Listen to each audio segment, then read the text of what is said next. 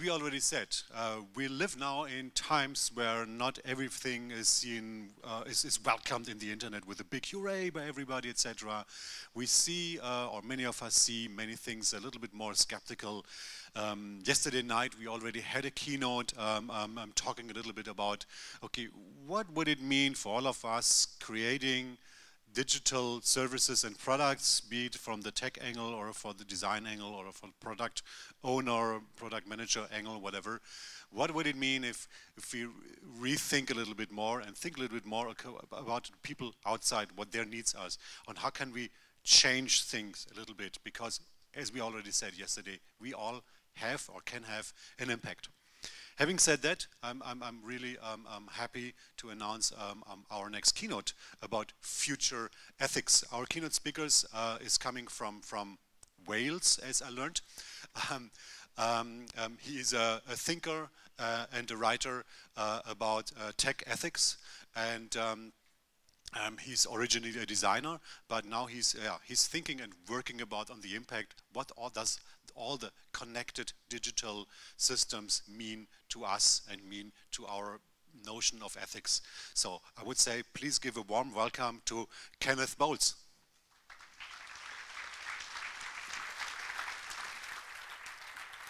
Thank you.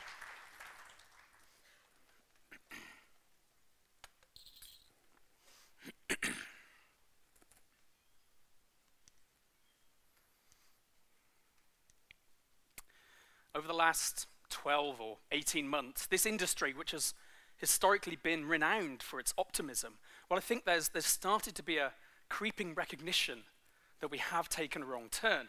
The founders and the influencers previously who claimed tech was almost an unqualified good for the world, they're now writing these remorseful Medium posts. They're now talking about how things have gone wrong and they're begging for a second chance. And there's an unprecedented and probably an overdue focus on the harms that technology can do.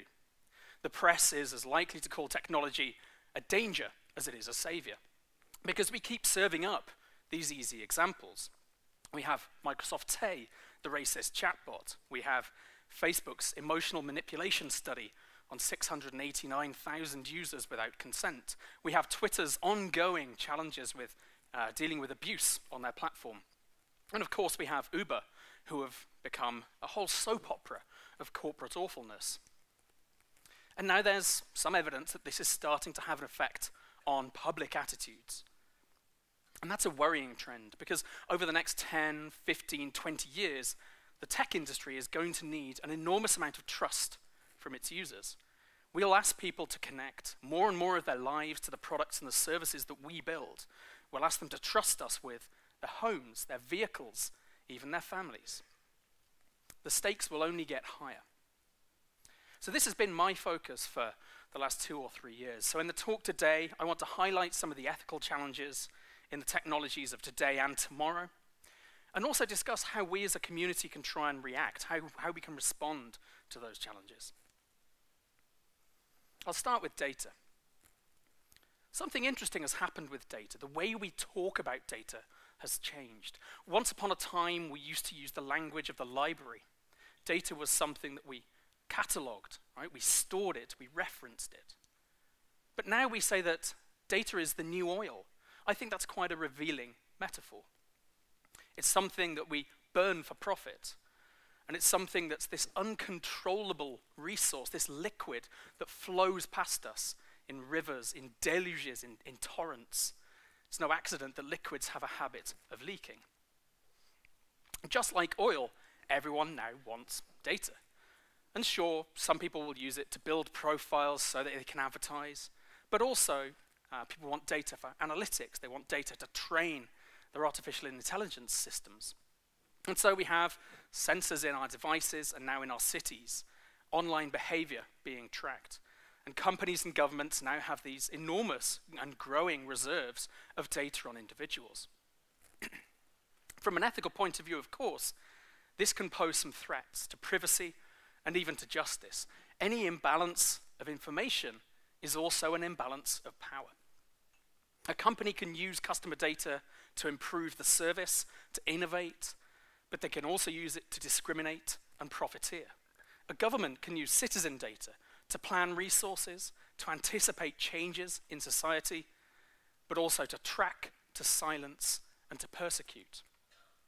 And you could argue that, in fact, those two categories, customer data and citizen data, are essentially interchangeable. Any data we give to a company could be theoretically taken by a government. Autonomous vehicles, self-driving cars, are a particularly interesting and perhaps scary example of this. They're really a mobile cluster of sensors and cameras. And it's pretty much guaranteed that the police will want data from these mobile systems for all types of crime analysis, not just a road traffic accident. It caused The Economist magazine, who are hardly opponents of technology and of corporate power, to say that autonomous vehicles would be panopticons on wheels. I think the industry makes two common mistakes that exacerbate the danger of these data abuses. The first is that we've chosen to hide data flows within our system. We've made data out of sight and out of mind. And for that, I mostly blame designers, and I am one, so I think perhaps I'm allowed to do that. Under the mantras of user-centered design, this focus on simplicity, don't make me think, we've chosen to look at data as complexity, as something we need to hide, hidden under the hood, something that the user really has no business tinkering with. The second mistake we've made, I think, is in our race for ever cheaper connected devices, a lot of tech companies and manufacturers have omitted basic security practices. As the joke goes, the S in IoT stands for security. You may remember the Mirai botnet from 2016. We now know this was caused by Minecraft hackers, but it took over 900,000 unsecured IoT devices. So we have a perfect storm.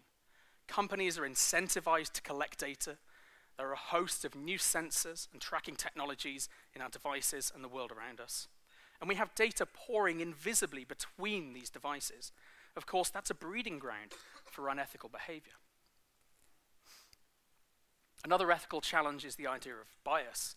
This has become, hopefully, a fairly familiar problem now for the industry. You may recall ProPublica's investigation into crime algorithms in the States that predicted that black people would be tagged as future offenders more often than white people. Bias is a tough topic to tackle because to many people, data and algorithms are clean, they're objective, they're neutral, there's no way that they can be biased. But of course, this isn't the case. Lisa Gittelman, who's a media scholar, coined this memorable phrase, raw data is an oxymoron. In other words, there is no such thing as raw data. All data and all algorithms carry the implicit bias of the people and the cultures that make them. When we choose how to collect data and how to display it, there is bias within that process. We can't separate data from its means of collection, analysis, and presentation. This graphic on the left is by Simon Scar. It's a fantastic graphic, obviously, about the Iraq War. I think it's strong and powerful, and it's laden, drips with meaning and implication. On the right, this is Andy Cotgrave's remix of the same graphic. Simply by changing the headline, by flipping on the vertical axis and changing the hue, the message of this data, the same objective data, is thoroughly transformed. And meanwhile, the algorithmic grip tightens all around us in smart cities full of sensors and algorithms. Facial recognition technology is already able to detect age, ethnicity, emotion. It will soon be fairly simple to build an algorithm that can track movements using these technologies, and then by examining who tends to hang out with who to work out people's friendship groups. Combine this deep data harvesting with unquestionable algorithmic decisions, and you have, in the words of Zeynep Tufekci, the building blocks of authoritarianism. Technologies are also becoming powerful manipulators of behavior. Now, all technologies have persuasive power. Recently, that's become explicit.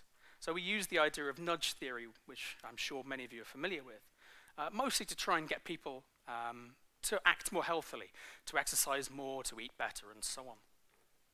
But of course, these technologies can persuade people to do a range of other things. We now have products designed to persuade or train you to keep coming back to those same products.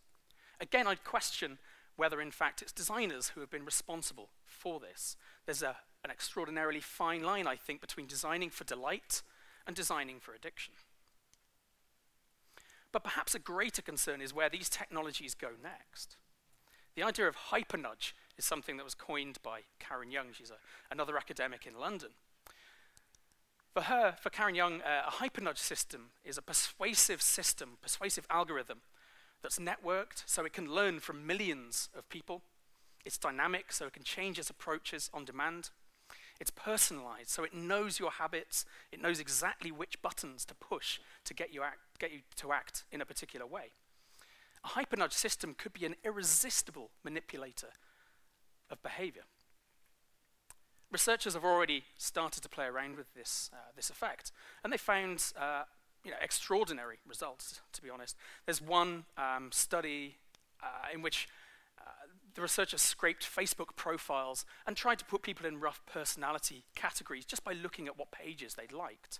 They then tailored the copy and the images in Facebook ads to see if those would appeal more to those groups. There was a 50% uplift in click-through, which is a significant increase on this very crude, semi-automated categorization. Amazon already sends billions of automated nudges to sellers through its affiliate program. Ethically, of course, there's an important question here. At what point does a nudge become a shove? At what point is our autonomy and our free will actually threatened by these systems? And of course, this isn't just limited to commerce. There are clear extensions to the idea of political persuasion. There's a fairly strong argument that we're already in a state of information Cold War. And again, these hypernudges could be invisible, which create further power imbalances. Because people don't know what's happening, they don't know what's going on, there's no way to organize, to collectivize, and to protest these systems.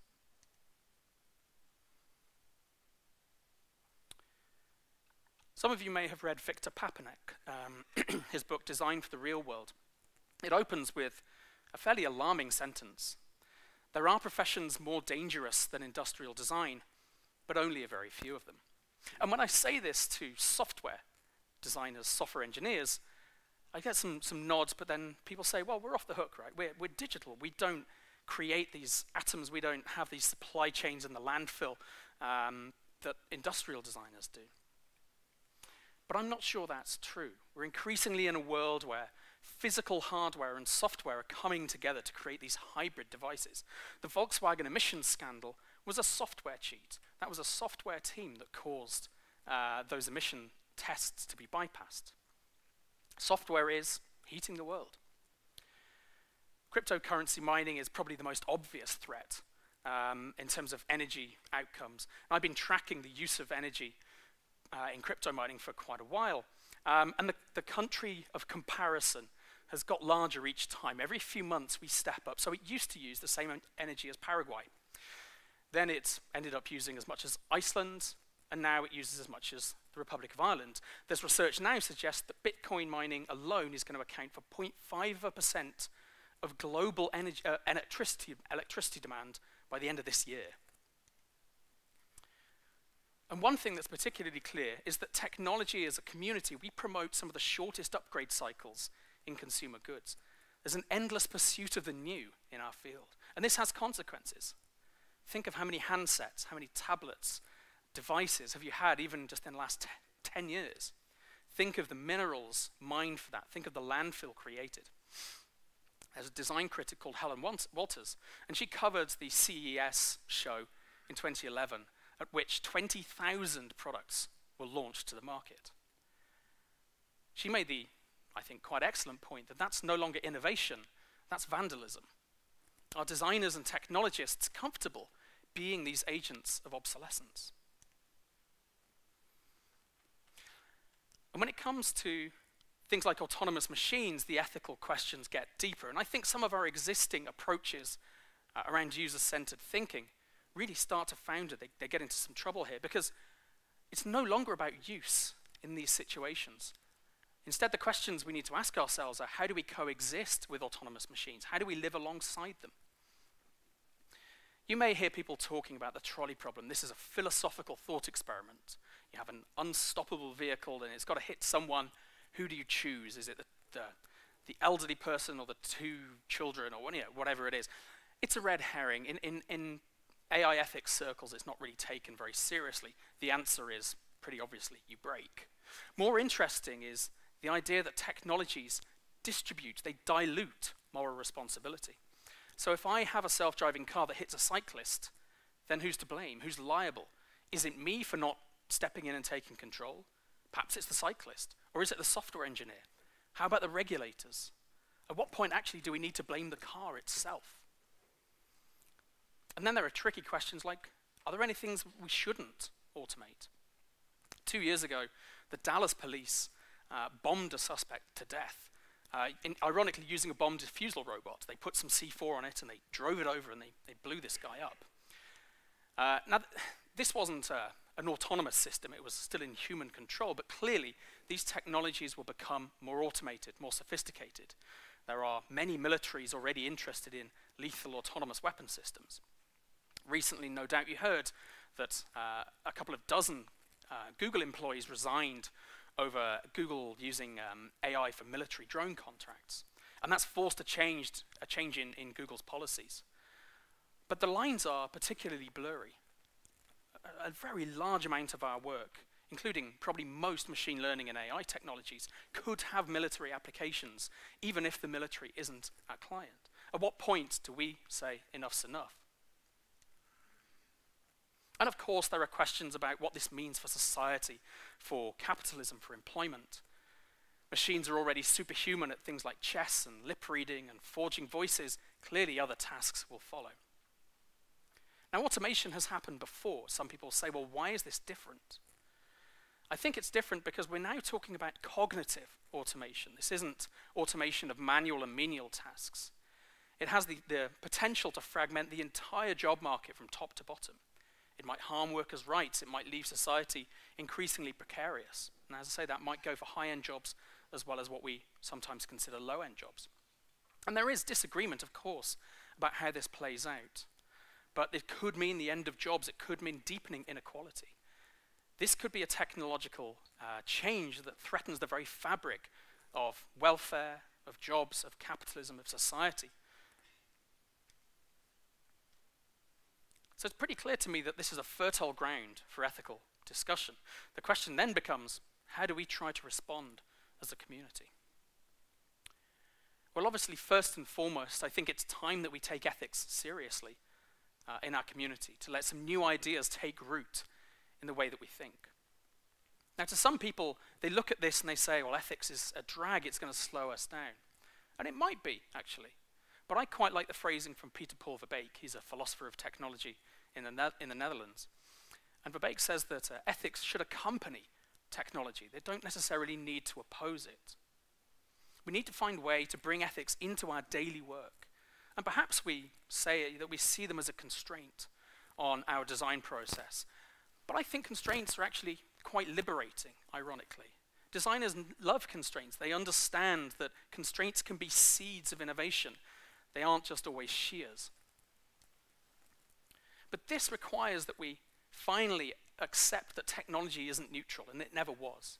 I think previously we used to look at technology as a tool, as instruments that we're building for people to fulfill a task.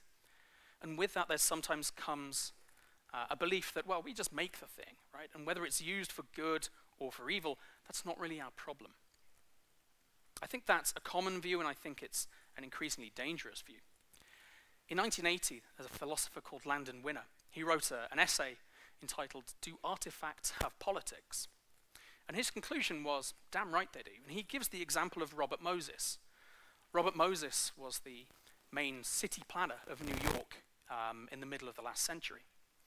And it's alleged that Robert Moses deliberately built bridges low over the freeways heading to Long Island so that black people who mostly traveled by bus couldn't reach the beaches of Long Island. Moses was certainly a racist. And this account is slightly disputed, but a bridge, I mean, this hulking, inert several hundred tons of metal and iron, even that can have a moral and political impact.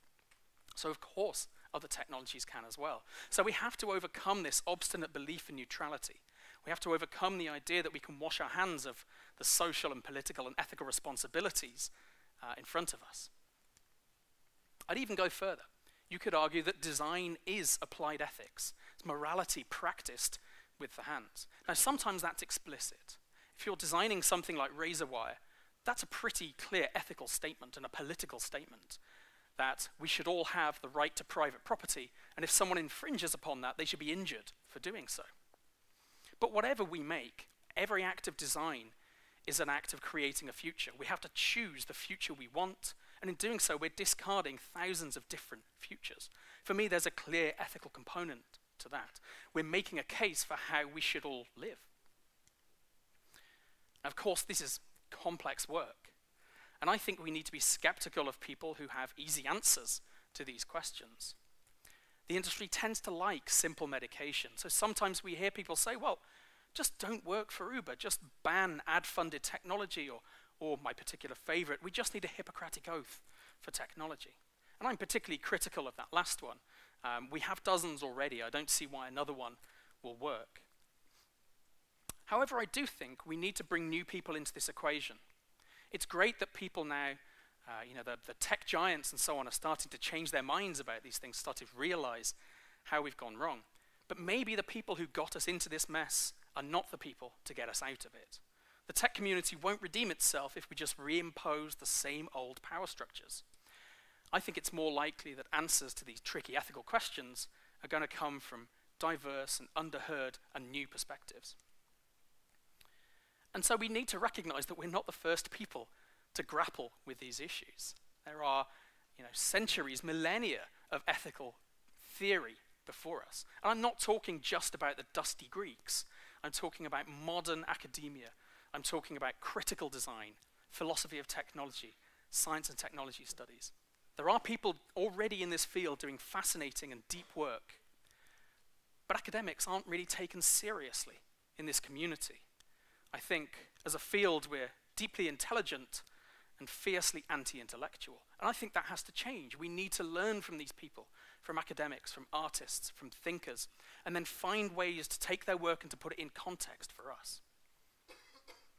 So I'd like to spend a few minutes going through a little bit of ethical theory and applying that as 5 ethical tests that we can use in our day-to-day work. The first test, this actually comes from Immanuel Kant. What if everyone did what I'm about to do, a world in which this was a common action? If it was a universal law of behavior, would that be a better place or a worse place? So this is a question that we can ask ourselves to decide whether we're heading in the right direction. A good example of this would be a dark pattern. If I have someone saying, we need to put it in something in the interface that's going to mislead people so that we earn more money. Well, what if everyone did that? Well, then, of course, the internet gets worse. Trust in technology goes down, and we've polluted that whole space. So this view that's focused on almost my moral obligation and my duty, it's sometimes known as a deontological approach, to use the ethical parlance, that suggests that no, I should say no to that request. Another test, this also comes from Kant. Am I treating people as ends or as means? Now, this needs a little bit of unpacking. For me, it translates to, am I treating people as ways for me to achieve my own goals? Or am I treating them as free individuals with their own goals that are perhaps more important than my own? And again, I think individually, we probably don't struggle with this. None of us likes the idea of using someone for our benefit. But I do think this is a question that I want to see asked in data-driven companies. Because in a lot of those companies, the purpose, the raison d'etre of users changes subtly with time. People stop being the reason that we're here. Instead, they become experimental subjects, means for us to hit our own KPIs. Essentially, people become masses, and when that happens, unethical design is almost certainly coming next. Another ethical test we can ask, am I maximizing happiness for the greatest number of people? You may be familiar with this already. This is what's called a utilitarian approach. We're weighing up the consequences, the good and the harm, and seeing what the balance of that is. And this feels like a good question, right? Because it's not focused on rules and obligation. It's more focused on the impact, the outcome. So this feels promising.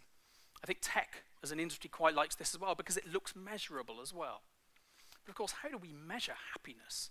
There have been many people who've tried to do that and essentially failed. Another question we can ask, which is grounded in another category of ethics called virtue ethics. It's kind of the third main school of modern ethics. Would I be proud for this, whatever I'm about to do, to be on the front page of the paper? So we're not focusing here on a particular rule or an outcome. It's really about, what does this say about me as a person? Am I living the kind of life that I want to try and lead? Would I be happy to be held accountable to sign my name to this decision? So this obviously focuses on the identity that we all have. I think that's quite important for our moral reasoning. The final ethical test comes from a more recent philosopher called John Rawls. And he proposes this idea of a veil of ignorance, so that this works as if you're designing a system. You should do it as if you have no idea where you'd end up within that system. You have to design it from behind a veil of ignorance. So let's say I'm a civil servant and I'm designing a welfare program. According to this veil of ignorance, I should design it so that whether I end up as an administrator or a welfare recipient or a taxpayer, I should look at that and say, yeah, that's a fair system. I think everyone got roughly the fair balance. Again, I think we often, at an individual level, are okay with this, but things start to get more complex as we move away from the user-centered approach that designers and some technologists are particularly strong at. So those are 5 questions that we can ask ourselves in our daily work, these frameworks that we can use to provoke discussion. But ethics is also about application, and I think it must be so. There's no point leaving it to just be a theoretical exercise, and that means that we individually need to take action. And I think this is something that takes practice. Living well isn't some talent. I don't believe that people are born more moral or morally capable than others. I think rather than seeing it as an abstract quantity, we should see morality as something that takes practice. It's a muscle that needs exercise. Living the good life, that's something that we need to choose to do. And we do that by asking ourselves uncomfortable questions at times, by checking ourselves and being sure that we are comfortable with the way we want to head, and then learning from the conversations that result. Thomas Wendt is a designer in New York, and he gave a very good talk last year called A Critique on User-Centered Design. And one of the flaws that Wendt points out in the designer way of thinking is that we've allowed ourselves to become too focused on the individual at the expense of society. If we think of user-centered design, we have primary personas, we have tasks to be fulfilled, and we measure success by how well the user does. But this overlooks communities, societies, ecologies. So I think we have to learn to widen the net of the people that we think are stakeholders. We need to think about the potential effects of technology not just on the individual user, but on these societies, on these communities, even on abstract things like democracies or the environment. And this for me is one of the key points, that we need to anticipate some of the potential effects of our technology and our choices and try to mitigate them. Even if we didn't foresee a consequence, that can still be our problem to deal with. It may not necessarily be us who caused it, but it's still our responsibility to try and rectify that situation. And there are some interesting tools within speculative design and critical design for this, which I think are starting to bubble to the surface. And I think over the next couple of years, we'll see a lot of discussion on how these speculative tools can start to enter our mainstream thinking.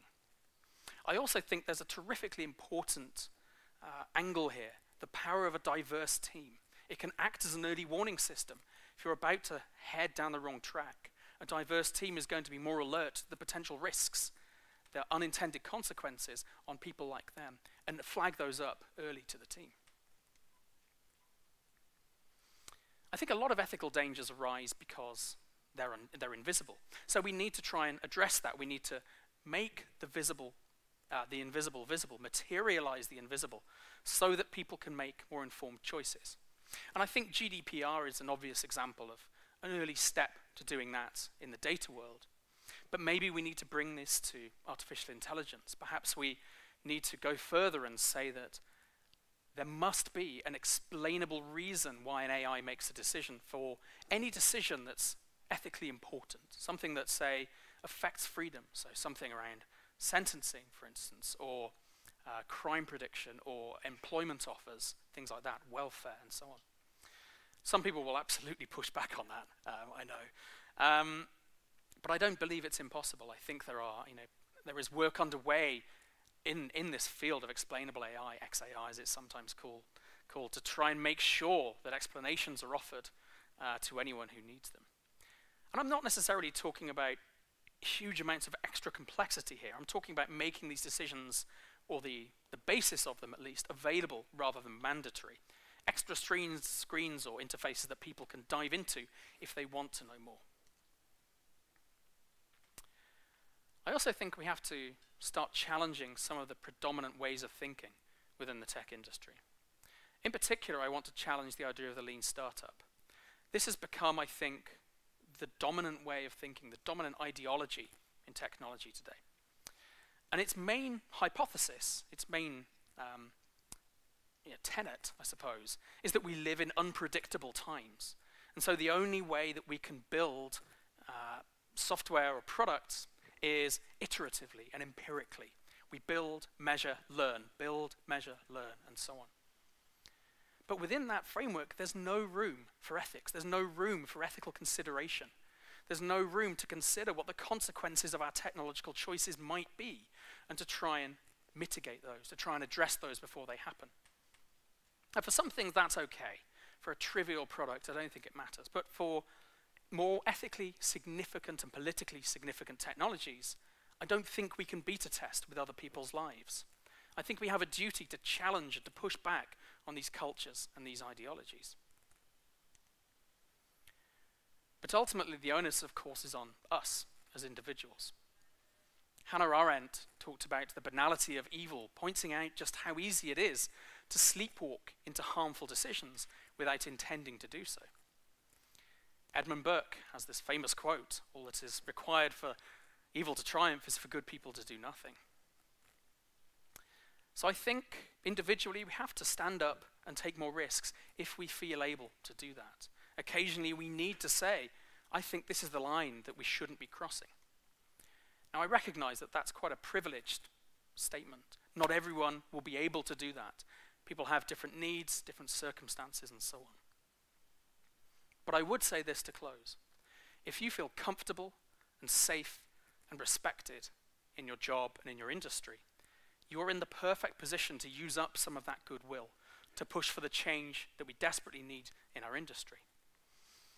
And I hope you do, because I think we're going to need all the help we can get. I have a book on this topic coming out in a couple of months. You can sign up there for more information. But thank you very much for your time.